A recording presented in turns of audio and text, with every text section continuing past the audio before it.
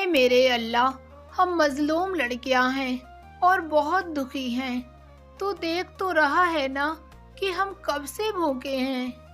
आप तो जानते हैं ना हमारी सौतेली माँ हम पर कितना जुल्म करती है। अस्सलामुअलैकुम दोस्तों, ये कहानी है राशिद और उसकी 3 जवान बेटियों की। उसकी बीबी कई साल पहले इंतकाल पा चुकी थी। राशिद की तीनों बेटियां बहुत खूबसूरत थीं, पर राशिद की जो छोटी बेटी थी वो बहुत समझदार थी। उसका नाम था रानी। राशिद अपनी बेटियों से बहुत प्यार करता था। उसने कभी भी अपनी बेटियों को माँ की कमी महसूस न होने दी। वो अपनी बेटियों की हर ज़रूरत का ख्याल रखता, उनके लिए हर खुशी हाजिर करता।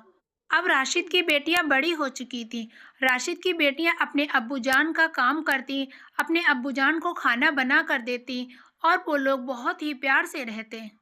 उसी गांव में एक विधवा औरत रहती थी। उसका शौहर मर चुका था। उसकी आदत थी कि वो घर घर जाके खैरात और ज़कात ले।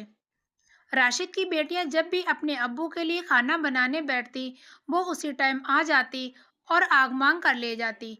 राशिद की छोटी बेटी को ये सब पसंद नहीं था।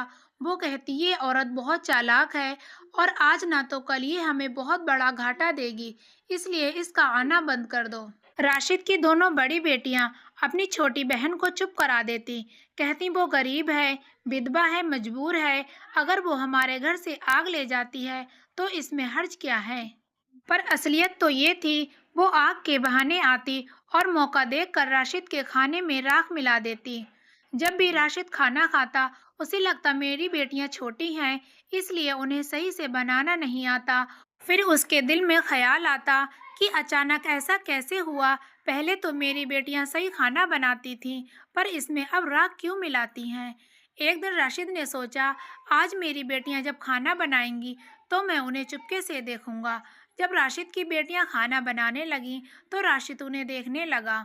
राशिद की बड़ी बेटी सब्जी बना रही थी, छोटी बेटी रोटी बनाती है और जो बीच वाली बेटी थी वो इस टाइम बर्तन साफ कर रही थी। राशिद कहता मेरी बेटियों ने खाना तो ठीक बनाया है, पर इसमें राख कहाँ से मिल जाती है। तभी अचानक राशिद ऐसा नज़ारा देखता जो उसने कभी सोचा भी न था। राशिद ने देखा वो बेवा औरत उसके घर आती है।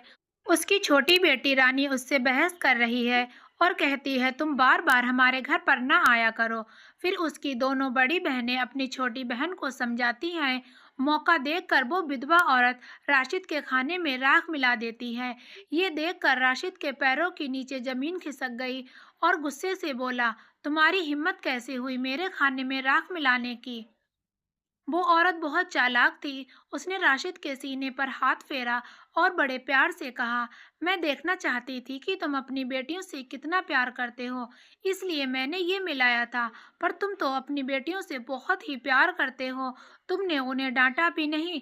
राशिद उस चालाक औरत की बातों में आ गया। वो औरत खूबसूरत भी थी, उसके दिमाग पर कुछ और भी फितूर छा गया। फिर राशिद ने अपनी बेटियों को बिना बताए उस विधवा औरत से शादी कर ली। जब राशिद उस औरत को घर पर लेकर आया तो बच्चियां बहुत रोईं कि अब्बूजान आपने ये सही नहीं किया। पर राशिद के तो दिमाग पर बस उस औरत का भूत सवार था। ऐसे ही दिन गुजरते गए। राशिद की बीबी उन बच्चियों पर बहुत काम करवाती और उन्हें खाने पीने को भी नहीं देती और कहती अगर तुमने अपने अब्बूजान से शिकायत की तो मैं उनके खाने में जहर मिला दूंगी और तुम्हारे अब्बू भी मर जाएंगे। बच्चियां अपने अब्बू की मोहब्बत में कुछ भी ना कहती, बस चुपचाप सहती चली गईं।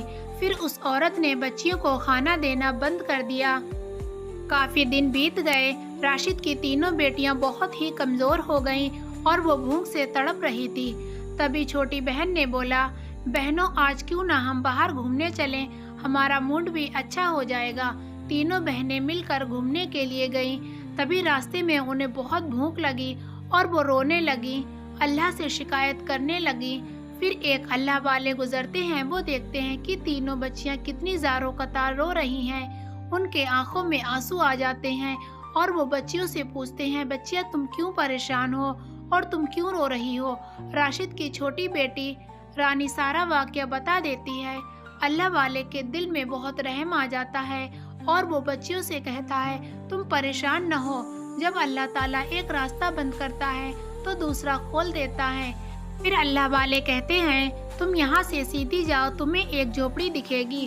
उस झोपड़ी के आगे एक अनार का पेड़ है, उस पर बहुत ही रसीले अनार हैं, जितना मन चाहे खाओ और रोजाना उन्हीं रसीले अनारों से अपना पेट भरो।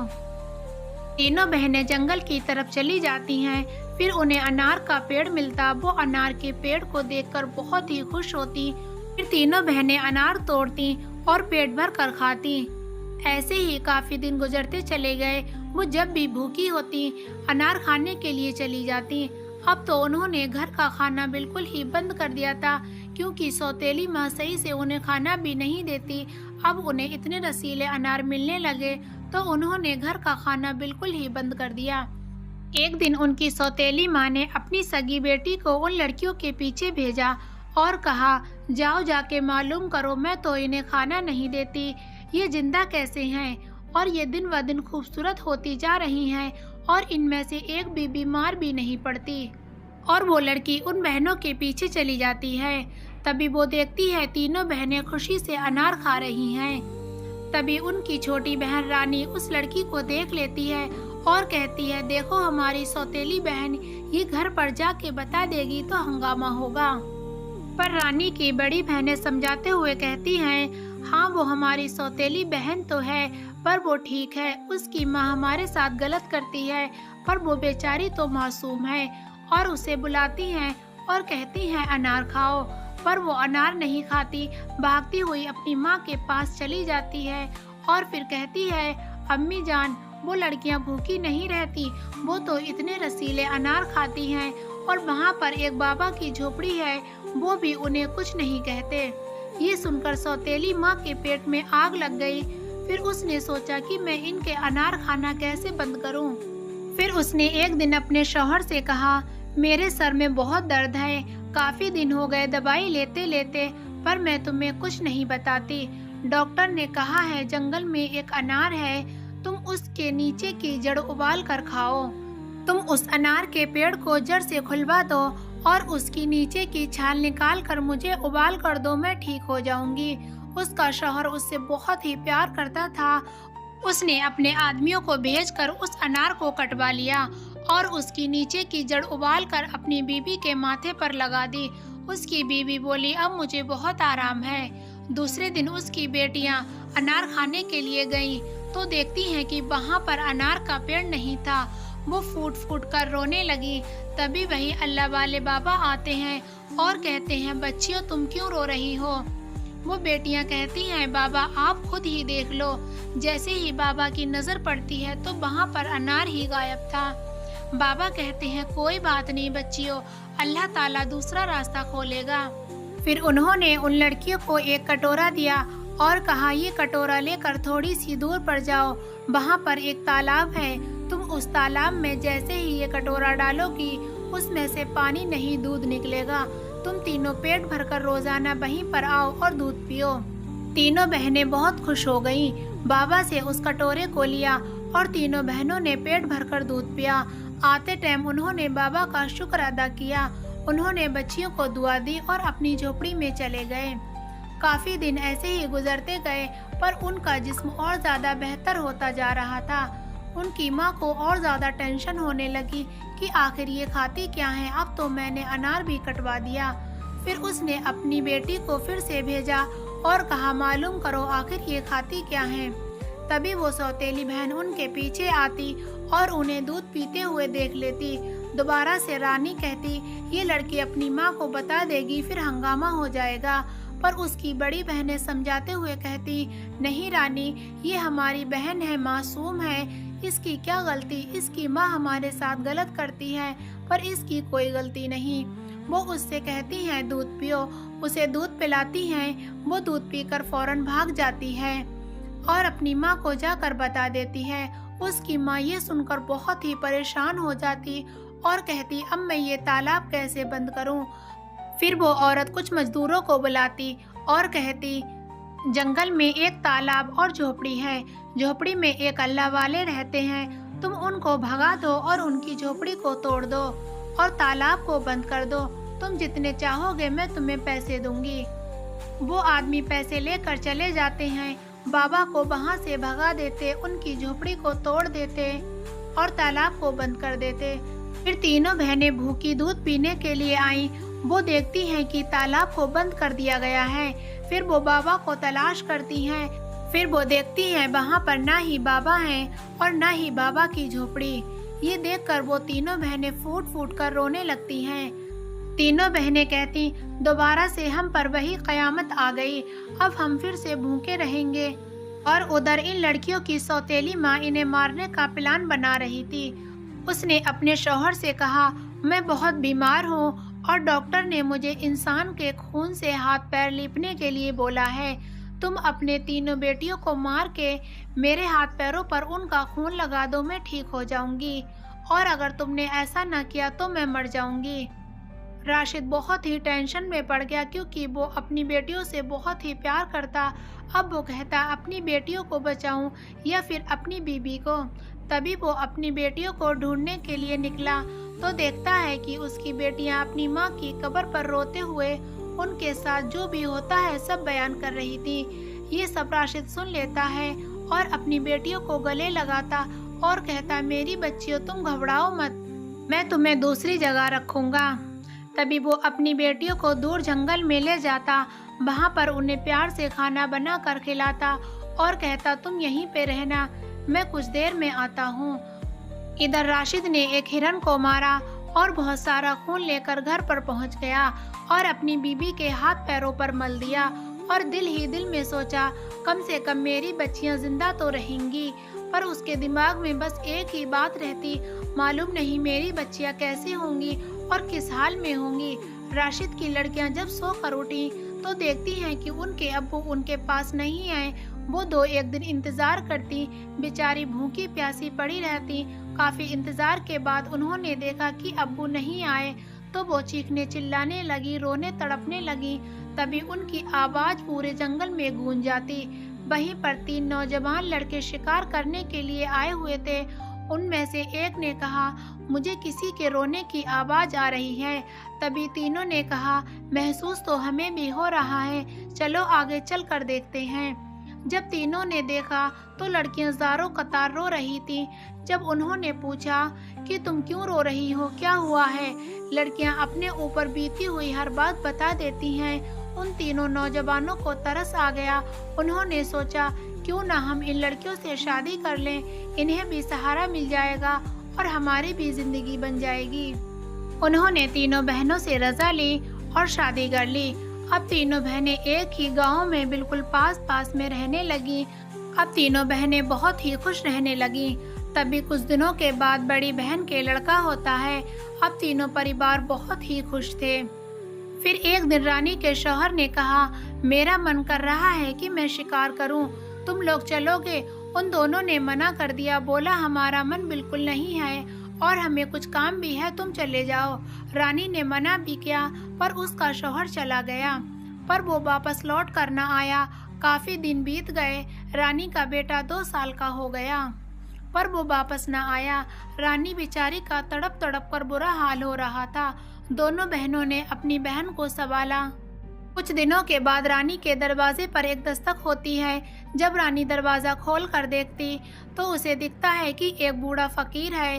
रानी कहती, बाबा मेरे पास कुछ नहीं है जो मैं तुम्हें दे सकूं। तभी फकीर कहता, बेटी 1 गिलास पानी तो पिला सकती है। रानी ने कहा, जी बाबा मैं तुम्हें पानी पिला सकती हूँ। तभी फकीर उसके घर में बैठ गया। रानी पानी निकाल ही रही थी कि फकीर उस पर गंदी नजरें डालने लगा। रानी ने कहा, बाबा आप ऐसे नजरों से क्यों देख रहे हैं? तभी वो बाबा कहता है, तू मुझे बहुत पसंद है, मैं तुझसे शादी करना चाहता हूँ, तू अपने शौहर को छोड़कर मुझसे शादी कर ले। रानी ने इनकार कर दिया, पर वो जादूगर था। उस जादूगर ने रानी को बिल्ली बनाया और उसे ले गया। उसका बेटा तड़पता रोता हुआ रह गया। जब रानी की बहनों ने उस बच्चे की रोने की आवाज सुनी तो दोनों बहनें भागती हुई आईं। जब उन्होंने बच्चों को रोता हुआ देखा तो उन्होंने बच्चे को गोद में लिया और उसे चुप कराया। फिर उन्होंने रानी को आवाजें मारी, उसे बहुत देर तक खोजा पर रानी वहाँ पर नहीं थी क्योंकि उसे जादूगर ले जा चुका था। दिनों के बाद रानी के शौहर के दोस्त आए और उन्होंने कहा, हमारा भाई अभी तक वापस क्यों नहीं आया? तब उन्होंने सारा माजरा बताया।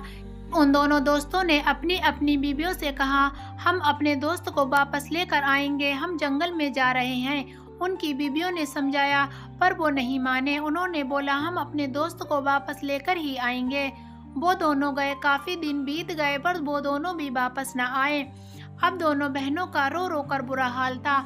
उन्होंने यूसुफ को भी पाला। जब यूसुफ जवान हो गया 20 साल का, तो उसने एक दिन अपने खालाओं से पूछा कि मेरे अम्मी अब्बू कहाँ हैं और मेरे खालू कहाँ हैं। तभी खालाओं ने बताया कि तुम्हारे अब्बू गए थे और तुम्हारे अब्बू के पीछे तुम्हारे खालू गए थे, पर कोई भी लौट कर नहीं आया। फिर यूसुफ ने अपनी खाला से कहा कि मैं जंगल जाऊंगा, अपने अब्बू जान को, अपनी अम्मी जान को और अपने खालू को साथ लेकर ही आऊंगा। खालाओं ने बहुत समझाया पर यूसुफ ना समझा। बोला, मुझे अपनी अम्मी अब्बू को लाना ही है और उनके पास जाना है। और फिर यूसुफ जंगल की तरफ चला गया। काफी देर के बाद, काफी सफर करने के बाद वो एक ऐसी जगह पर पहुंचा जहां पर बहुत सारे पत्थर के पुतले रखे हुए थे। यूसुफ ये सब देखकर घबरा गया। उसे ये सब अजीब मंजर लगा, पर वो अपनों की मोहब्बत में आगे बढ़ता ही चला गया। तभी उसे एक टूटी फूटी झोपड़ी मिली। यूसुफ जब उस झोपड़ी के अंदर गया तो देखता है वहां पर एक अल्लाह वाले रहते थे। यूसुफ ने पूछा कि यहाँ पर ये कैसा गांव है और यहाँ पर कौन रहता है। बाबा ने कहा, बेटा तुम यहाँ पर क्यों आए हो? ये बहुत ही खतरनाक इलाका है। यहाँ पर जो भी आता है वो वापस नहीं जाता। ये एक जादूगर का इलाका है और यहाँ पर जादूगर का ही हुक्म चलता है। जो जादूगर का हुक्म नहीं मानता या फिर उसकी बेइज्जती करता है तो जादूगर उसे पत्थर का बना देता है। ये देखो एक नौजवान, ये करीबन 20 साल पहले आया था। जादूगर की बात न मानने पर इसे भी जादूगर ने पत्थर का बना दिया। इसके पीछे 2 और नौजवान आए थे। जादूगर ने इन्हें भी पत्थर का बना दिया। और जादूगर ने एक जवान लड़की को 15-16 साल पहले बिल्ली बनाया था और कैद कर कर अपने पास रखा है। वो उससे रोजाना शादी के लिए बोलता है पर वो लड़की नहीं मानती। अब जब तक वो शादी के लिए हाँ नहीं बोलेगी तब तक जादूगर उसे अपने कैद में रखेगा। ये सब सुनकर यूसुफ की आंखों में आंसू आ गए। वो समझ गया कि ये मेरे अब्बू और मेरे खालू हैं और जो बिल्ली है वो मेरी अम्मी है। यूसुफ को वो बाबा नेक लगे। यूसुफ ने कहा, बाबा मैं आप पर भरोसा कर सकता हूँ। बाबा ने बोला, बेटा क्या हुआ, बात बताओ। तभी यूसुफ ने अपने अम्मी अब्बू, अपने खालू सब के बारे में बताया। तभी बाबा ने कहा, बेटा मैं तुम्हारी जो भी मदद कर सकता हूँ मैं ज़रूर करूँगा। बताओ तुम्हें मेरी मदद क्या चाहिए। यूसुफ कहता, तुम कुछ दिनों के लिए मुझे अपनी झोपड़ी में रख लो। बाबा ने कहा, ठीक है। फिर बाबा ने सभी गांव वालों को बुलाया और कहा, ये बहुत दूर से आया है और ये मेरा पोता है।